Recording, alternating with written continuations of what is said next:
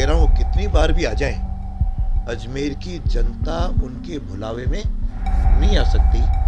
वह चाहे सोने के सिक्के भी बांट दें तो भी मुख्यमंत्री की कांग्रेस वापस सरकार नहीं बना सकती। ये वो अच्छी तरह समझ लें।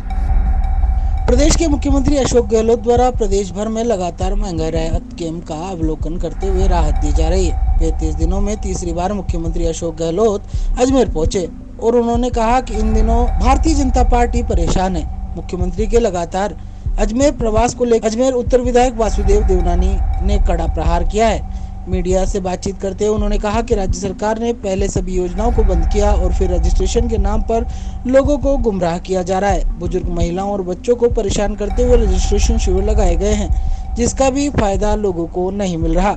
यह शिविर मजबूरी वश लगाए गए हैं। उन्होंने कहा कि अगर मुख्यमंत्री को राजस्थान की जनता को राहत देनी है तो वेट कम कर राहत दी जा सकती है। पानी की समस्या को लेकर भी अजमेर की जनता परेशान है, इसे लेकर भी कोई ठोस कदम नहीं उठाया जा रहा। उन्होंने कहा कि केंद्र सरकार की विभिन्न जन कल्याणकारी योजनाओं का बजट लेने के बावजूद मुख्यमंत्री जनता को राहत नहीं दे रही।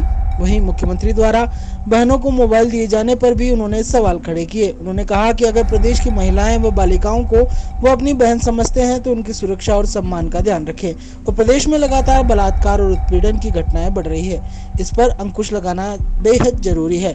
वहीं उन्होंने कहा कि प्रदेश में कांग्रेस सरकार रिपीट होने की बात का दावा कर रही है, लेकिन उसके हालात ऐसे होंगे कि वह एक गाड़ी में बैठकर रवाना हो जाएंगे। अजमेर में भी रिकॉर्ड टूटेगा, लेकिन भारतीय जनता पार्टी 8 विधानसभा क्षेत्रों में जीत दर्ज करेगी।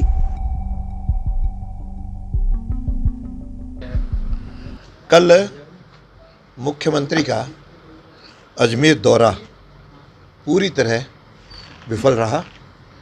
उन्होंने जिस महंगाई राहत कैंप का में शामिल हुए वह वास्तव में महंगाई राहत कैंप नहीं, वह एक तरह से मजबूरी कैंप है, क्योंकि सारी सुविधाएं बंद कर दो और उसके बाद रजिस्ट्रेशन के लिए लोगों को मजबूर करो। लोग पेंशन के लिए और बाकी अपनी आवश्यकताओं को पूरा करने के लिए कैंप में उपस्थित हुए। वह भीड़ को देख कर के कह रहे थे कि अजमेर नया इतिहास रचने जा रहा है। कि कल भीड़ वास्तव में जनता की नहीं थी, वह लाई गई जिसमें नगर निगम के कर्मचारियों से लेकर के बाकी कई लोगों को लाया गया था, और वह भी समय के रहते हुए जाने लगे। उनको तो रोकने के लिए दरवाजे को बंद करके और ताला लगाना पड़ा। ऐसी स्थिति में यदि मुख्यमंत्री कहें कि हमारा ये कैंप सफल रहा और इतनी भीड़ उमड़ी, और साथ में उन्होंने ये कहा कि अब जो है नया इतिहास ये दौरा रचेगा, यह इतिहास निश्चित रूप से रचेगा। अभी कांग्रेस के अजमेर ज़िले में 2 विधायक हैं। कल कांग्रेस के संयोग से वो दोनों विधायक कल अनुपस्थित रहे। इस बार तो 8 में से 8 विधायक भारतीय जनता पार्टी के आएंगे और प्रदेश में भी नया इतिहास रचा जाएगा, जब कांग्रेस की केवल एक फॉर्च्यूनर गाड़ी जितने एमएलए आएंगे। ये मैं नहीं कह रहा हूँ, ये खुद इनके मंत्री तक कह रहे हैं, क्योंकि यदि वो चाहते तो जनता को, बुज़ुर्गों को और महिलाओं को ये तकलीफ़ नहीं होती और सारी उनको ये चीज़ें ऑनलाइन वो प्रदान कर सकते थे। मैं तो कह रहा हूँ वो कितनी बार भी आ जाएं, अजमेर की जनता उनके भुलावे में नहीं आ सकती। वह चाहे सोने के सिक्के भी बांट दें तो भी मुख्यमंत्री की कांग्रेस वापस सरकार नहीं बना सकती। ये वो अच्छी तरह समझ लें। और दूसरा मुझे जो कहना है कि इस बार उन्होंने लोकल कांग्रेसियों को भी एक तरह से नकारा साबित कर दिया कि अजमेर की सारी कमान, जिसका अजमेर के साथ कोई संबंध कभी पहले नहीं रहा, पिछले 3-4-5 महीने में आकर के जब अपनी बिछायत करने लगे, उसके कारण से कांग्रेसियों में भी काफ़ी बड़ी निराशा है। और दूसरा, ये हमेशा मुख्यमंत्री जी लोकतंत्र की दुहाई देते हैं और मोदी जी पे या बाकियों में कई आरोप लगाते हैं, लेकिन कल इनके द्वारा भी कहीं विरोध नहीं सहा जाता। एबीवीपी के कार्यकर्ता जो एडीएम के पास केवल ज्ञापन देने की अनुमति लेने गए थे, ज्ञापन देने की अनुमति तो दूर रही, लेकिन उनको तुरंत हिरासत में ले जा करके और मुख्यमंत्री जी के दौरे तक उनको हिरासत में रखना, ये लोकतंत्र की हत्या नहीं है तो क्या है? इसका मतलब मुख्यमंत्री जी भी अपना विरोध सहन नहीं कर सकते। इस प्रकार का इतिहास ये जो बना रहे हैं, मैं समझता हूँ कि वह बहुत ही एक तरह से चिंताजनक है। और तीसरी जो मुझे बात कहनी है वह ये कहनी है कि अब अजमेर की समस्याओं के बारे में बिल्कुल चुप्पी साध गए। आज अजमेर की पानी की समस्या निरंतर बढ़ती जा रही है। गर्मी का मौसम शुरू हो गया, मैंने नीचे जेईएन से लेकर के और अपने पीएचडी मंत्री तक गुहार लगा चुके, अशोक गहलोत को चिट्ठी लिख चुके, लेकिन अजमेर की पानी की समस्या हल करने के लिए उन्होंने पिछले 4.5 साल में तो एक भी कदम नहीं उठाया। और आज भी जब अजमेर आए तब इस समस्या पर वे कुछ नहीं बोले। इस प्रकार की चुप्पी सा लेना यह बहुत ही, मैं समझता हूँ, अजमेर वालों के साथ अन्याय होगा। और ये जो मुझे एक एग्जांपल ध्यान आता है, जब कभी किसी को अपनी दुकान बंद करनी होती है या उसकी होने जा रही होती है तो अपनी दुकान का सामान रियायत पर और उस पर कई प्रकार के वो डिस्काउंट वगैरह दे करके अपनी दुकान खाली करता है।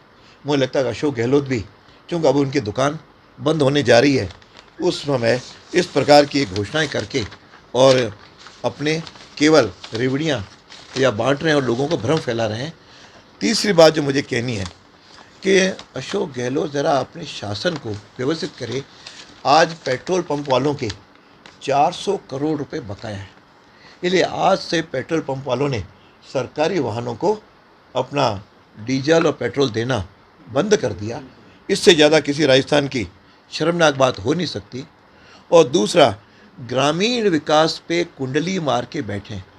आज सरपंच काफ़ी दिनों से हड़ताल पर हैं, जिसमें 7,000 करोड़ रुपए ये राज्य सरकार उनके दबा बैठी है, क्योंकि केंद्र राज्य सरकार जो वित्त आयोग है ये प्रतिवर्ष 3,000 करोड़ रुपए सहायता इनको देता है, जिसके विकास ग्रामीण क्षेत्र के होते हैं। 2 वर्षों के अभी तक ये 7,000 रुपये ये दबा के बैठे हैं। इसके अलावा अक्टूबर में केंद्र सरकार से इनको 1,500 करोड़ रुपए मिले, इनको भुगतान हुआ है, लेकिन वह अभी तक इन्होंने भुगतान नीचे पंचायतों को जारी नहीं किया। यहाँ तक मनरेगा, जिसकी बड़ी डींगे हाँक रहे हैं, मनरेगा को भी 2,200 करोड़ रुपए बकाया है जो उन्होंने अब तक नीचे नहीं दिया। और तो और एक शर्मनाक बात और है कि प्रधानमंत्री आवास योजना, जिस गरीबों को मकान का आवंटन होना है, उनके लिए मकान बनने हैं, उस पर राज्य सरकार का जो 45% उनकी सहयोग की राशि है, जो उनका वह बनता है, अपना क्या नाम कहते हैं उससे, हिस्सा, वह हिस्सा भी इन्होंने आज तक नहीं दिया। न गरीबों के आवास से मतलब है, न ग्रामीण क्षेत्र के विकास से मतलब है। और यहाँ तक कि जो शिविर करवा रहे हैं मंत्रालय कर्मचारी, आज कई दिनों से हड़ताल पर बैठे हैं, लेकिन उनसे वार्ता करना, उनकी बात को सुनना, उनको समझना तो दूर रहा, उल्टा ये सारे शिविर ठेके पे दिए जा रहे हैं। इसलिए ठेका प्रथा जिसका ये विरोध करते आए, उस ठेके पे देने से लगता है कि ये राजस्थान कहाँ जा रहा है।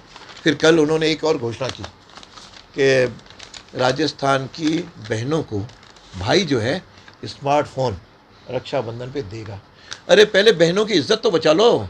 आज महिलाओं के साथ राजस्थान के अंदर बलात्कार है, रेप है और उनकी छेड़खानी की घटनाएं देश भर में राजस्थान नंबर 1 है। अरे पहले उनको रोको। ये अब तो स्मार्टफोन तो बाद में कर पाएंगी, लेकिन आप भाई के नाते क्या बहन की इज्जत की रक्षा करने का आपको दायित्व नहीं है?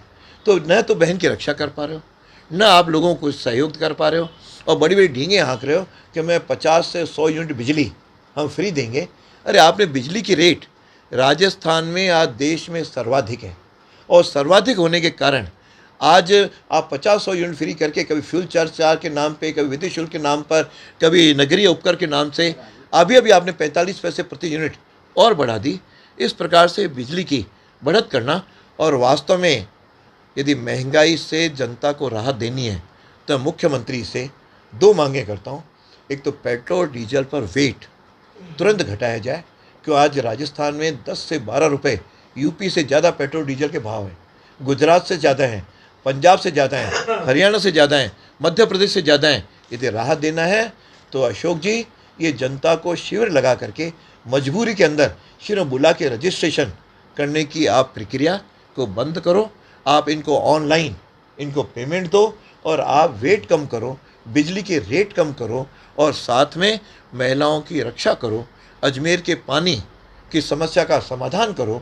अब आपने नहीं किया तो केंद्र तो बार बार दे रहा है। आज स्मार्ट सिटी के में पहला ये था कि हम 24 घंटे में पानी उपलब्ध कराएंगे। आज मैं दावे के साथ कह सकता हूँ, जब बीसलपुर में पानी नहीं था तब 48 घंटे में लगातार हमारी सरकार पानी दे रही थी।